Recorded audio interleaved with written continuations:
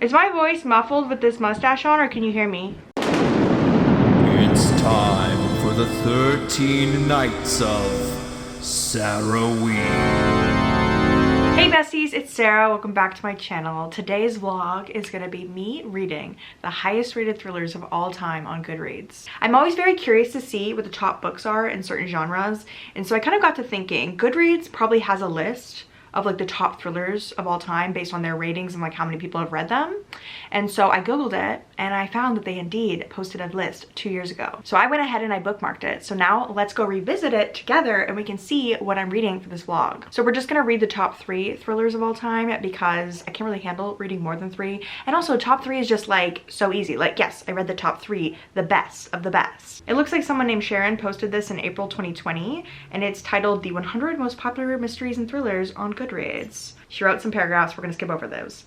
Okay, number 1 is Dan Brown's Angels and Demons. I literally don't know very much about Angels and Demons. All I know is that there were some movies and it has to do with the Da Vinci Code. I don't know if this comes before the Da Vinci Code or after the Da Vinci Code, I'm not sure. And that I believe Tom Hanks played the main character in the movie. But I will click on it so we can see just how popular it is. It has over 3 million ratings and 31,882 reviews with an average rating of 3.93. That's actually a very high rating on Goodreads, like having almost 4 stars and over 3 million ratings, like that's kind of insane. And then number 2, we have The Girl with the Dragon Tattoo. I know that there is a movie and that there is a skinny goth chick of some sort, and I believe either Liam Neeson or Daniel Craig or someone that's famous and British. Is Liam Neeson British? I don't know. Someone famous is in those movies, and I know it has something to do with a skinny, gaunt girl. It has a 4.16 rating, over 2 million ratings, close to 3 million, and then 73,404 reviews. And then lastly, we have Gone Girl, which I'm not very surprised to see Gillian Flynn in this because she's kind of an icon. Everybody loves her. I've actually never read a thriller from her, but I am curious because I had a friend from work recently ask me if I've ever read Gillian Flynn and she really wanted me to try it. So I'm doing this for you, Jill, if you're watching. I do know a little bit more about Gone Girl because I feel like the plot of Gone Girl is actually pretty famous. And also I did get spoiled for the twist. I won't say it obviously in this video. I don't want to spoil anyone else if they haven't read it, but I do know what happens because of the film and like people talk about it all the time because it's a very like highly ranked adaptation because David Fincher directed it. This has 2.7 million ratings, again close to 3 million, and 143,000 reviews and a 4.11 average rating. That's insane. That is like one of the highest ratings I've ever seen on Goodreads. To have that many ratings and reviews and be at a 4.11, that's insane. Okay besties, so I'm about halfway through Angels and Demons and I'm gonna be upfront, I don't have many thoughts. All I knew going into this book was that it had something to do with Catholics and the Illuminati and that maybe Tom Hanks played the main guy in the movies. Do not quote me on that. I don't know if Tom Hanks actually did. I probably should look that up. I keep saying it and I don't look it up, but I'll confirm later whether or not it's Tom Hanks in those movies, but I feel like he was in the Da Vinci Code. So our book opens with our main character, Robert Langdon. He is a college professor that studies the occult, specifically the Illuminati, and he is contacted by a scientist in Europe who basically asks him to come as soon as possible because one of their prolific scientists that work at this like other campus has been murdered and he has like the Illuminati symbols all over him. So Robert is whisked away to Europe and he gets there and he starts looking into the death of this guy, and very quickly he is joined by this woman named Victoria who's the daughter of the guy that was murdered, and so she's also a scientist, and so they start working together to try to piece together like what the Illuminati is planning. And let me just say, I could not care less. Like this book is really giving like your dad is reading this on his iPad or Kindle and he like got it on a discount like randomly on Amazon, like he paid 99 cents for it. Also this whole time the Illuminati is trying to take down the Catholic Church and I'm kind of like, okay, get her, Jade. Like, you should do that. I honestly can see why they adapted this book because it really feels like a film, like the pacing and just the scope of the story and how we're like following a lot of like different perspectives and characters. Like Robert's the main character, but we do pivot to a lot of like really quick, like limited third person point of views of like everyone else around in the story. And so I can see why they thought, oh, this will make a good film, but it doesn't feel like the kind of movie that I want to watch. It feels like the kind of film that I would watch because my dad wanted me to watch it and then I like fell asleep while I was watching it. I don't know. Beyond mentioning how much this feels like a dad thriller, I don't really know how else to describe this. Okay, besties, I finished Angels and Demons, and honestly, my opinion has not changed. I still think that that book was extremely boring. Like I said earlier, I could just not get myself to care about the Catholic Church or the Illuminati. Like, it just wasn't happening. Also, something I really hated about the writing style is that it was very action-packed, which you might think is a good thing, but it's almost like every single sentence was an action, and there wasn't a lot of like exposition unless it was in dialogue. So there was a lot of like info dumpy dialogue, and then a lot of just like, Robert Langdon is running, Robert's doing this, he's solving a puzzle, he's punching someone in the face, he's jumping out of a helicopter. It was just very like bam bam bam, to the point where I kind of feel like Dan Brown knew that this was going to be a film, because it kind of feels like the bare bones for a movie. I can definitely see why this is popular. Like, it kind of makes sense that the masses would read this. Like I said, it's very much a dad thriller, and I feel like everyone read this on their Kindle. So I totally get it for like the time that it came out. It being #1 on Goodreads of like all time is a little bit confusing to me, but at the same time I'm like, I guess that makes sense. I've also finished The Girl with the Dragon Tattoo, and I have more favorable things to say about this, but I didn't quite love it either. Before going into this, all I knew was that there was a Liam Neeson movie with Mara Rooney, and that there was a pretty graphic sexual assault scene that people were like not happy with when the film came out. That's all I know. So when I got into it, I was sort of expecting a high-paced actiony thriller, because Liam Neeson is sort of known for being in those types of films. So I kind of thought, if Liam Neeson is in the film adaptation, then the book is probably going to be how I picture Liam Neeson's career to be, if that makes any sense. Obviously, I now know that it's actually Daniel Craig in the film, but Daniel Craig still does action movies. He's literally James Bond, so I still stand by what I said. But I was not prepared for how long this book is and how big the scope is. So in this book, we're following a guy who is a financial investigator. I didn't even know that existed until I read this, and he gets accused of defamation at the very start of the book, and then he actually gets convicted of it, and it's a big deal because he's like a journalist that really like values his integrity. So we get introduced to that, and you would think that that was like a quick little blip like backstory that they give me, but they actually like tell you in great detail. Like, I had to read like parts of the court case, and so I was like, where's the plot? Because I had read the back of the book, and it had said that there was like a cold case that he was going to be trying to solve, and I know that Mara Rooney's character is like a hacker, and she's supposed to like come into it at some point. So I was like very confused about why I was like being given all this like world building, I guess. I don't know, it's just like kind of very different from other thrillers that I've read.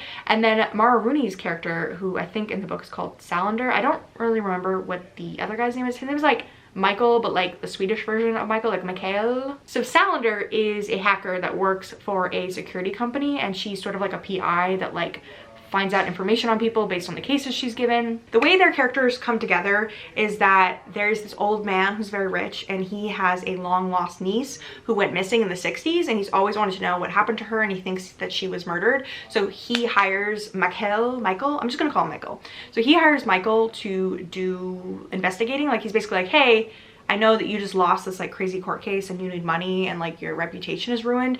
If you come live in this like small town in Sweden and try to solve this cold case for a year, I'll like give you a bunch of money. And then Salander's character is assigned to kind of like doing a background check on Michael, and so their stories are kind of like coming together like in the middle of the book. And this book is like very long, and there's just a lot of characters. The rich guy that assigns them this case has a huge family, and they're very wealthy, and there's a lot of like dark secrets, and you would think that all this sounds very exciting, but the pace is very slow. Like, it kind of felt like the Lord of the Rings of thrillers. Like, I was like, the scope's out here, perhaps we should bring it in, like perhaps we should draw it in. I did not hate the writing, and overall I didn't really hate the mystery either. I think I just hated how much was going on with it. Like, it was just really like convoluted for no reason and complicated. Like, why do we need this many characters? Why do we need this many storylines? Like, I just want you to solve the cold case and for it to be that simple. Also, like I said earlier, the story has a very controversial sexual assault scene, and as someone who has read it, I don't often get triggered by things, but it was definitely something that really bothered me when I was reading it, because I feel like it just wasn't crucial to the plot. It just felt like Salander's entire plot line was showing how mean and horrible men are to women. Like, her getting sexually assaulted in the book really just didn't make sense for the plot line. Like, in some ways it did give us a backstory on her character and how she came to be today, but it didn't make sense in the grand grand scheme of things, especially because Michael's whole plot line was just living in a rural town in Sweden and trying to solve a cold case, and everybody respects him because he's a good journalist, except for that one time that he got sued for defamation. Like, yes, he has fallen from grace, but at no point in the story does he suffer quite as much as her character does. And these were the times where it really felt like this was a book written by a man. Like, there was just a lot of like insensitive lines here and there. And I know that this book is translated from Swedish, so I don't know if there was something lost in translation, or perhaps the attitude towards women when the author wrote this like lines up. Like, I don't really know. Like, I can't really speak for people in Sweden, but there was something about her plotline that didn't sit well with me. I will say there was a scene where she gets back at the man who sexually assaults her, and she just like tears him to shreds, like goes vigilante shit on him, and I loved that for her, and that actually was kind of like redeeming. But I think the fact that she was even sexually assaulted to begin with just didn't sit right with me, and I remember feeling kind of like ill after I read the scene because it just didn't feel like it fit the book. And then to my point earlier where I was saying that this book is just really long, feeling very like Lord of the Rings-esque, it just meanders so much. Like, it takes forever for them to solve the mystery, and by the time they did solve the mystery, I had already kind of predicted some things, and then the story just doesn't end. Because there's the whole plot line of Michael's character having fallen from grace as like a journalist. After he finishes solving the cold case, he kind of goes back to the magazine he works for, and then they make all these plans to like redeem their magazine and like write a story about everything that happened.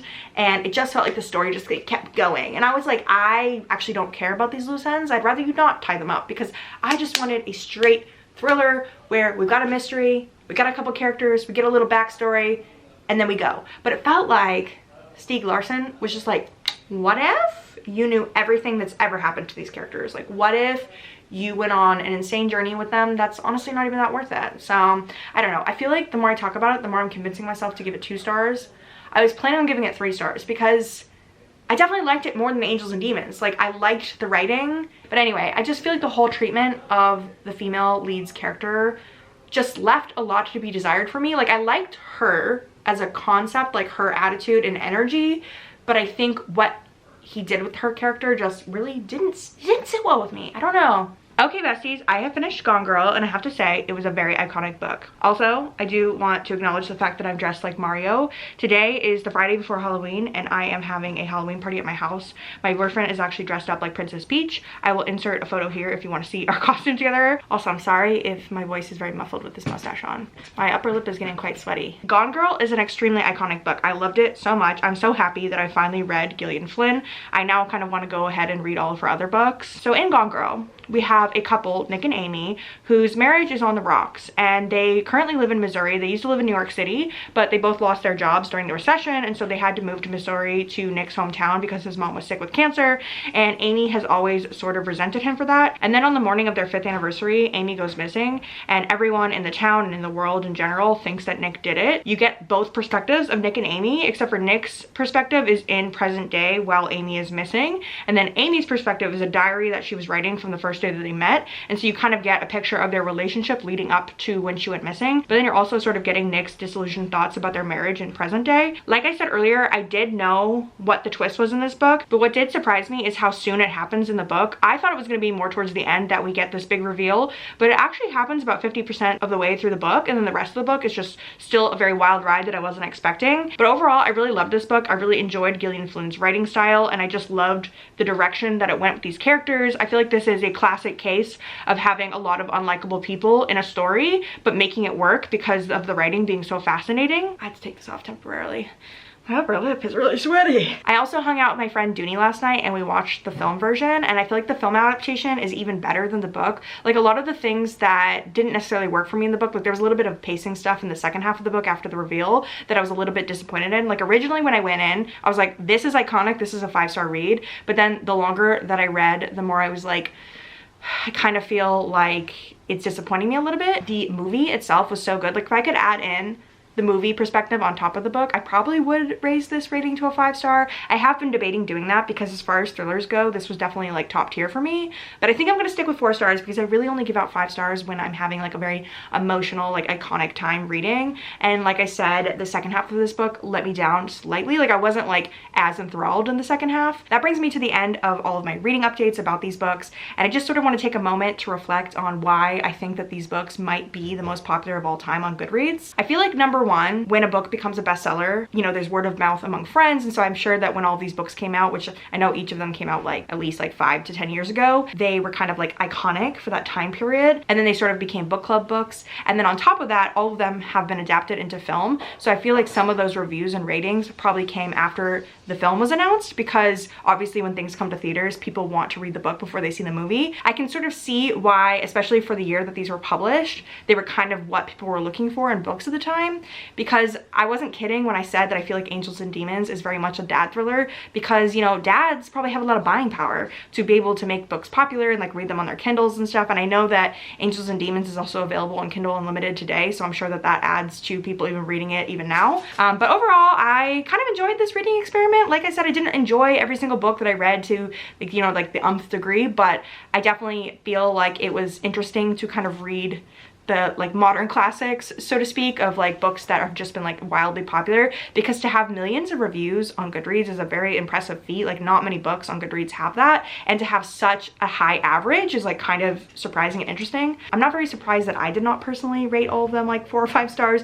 because I'm quite a critical and picky reader, and also when it comes to thrillers, I have a very specific view of like what I'm looking for. And I think that Angels and Demons and The Girl with the Dragon Tattoo sort of strayed away from what I look for, because Angels and Demons was more like all action and not really like a huge mystery besides like solving clues. The Girl with the Dragon Tattoo was more like large scope, like following a bunch of different storylines and bringing it all together. And then the cold case that they were following isn't really like the biggest part of the story, but it was the part that I was the most interested in.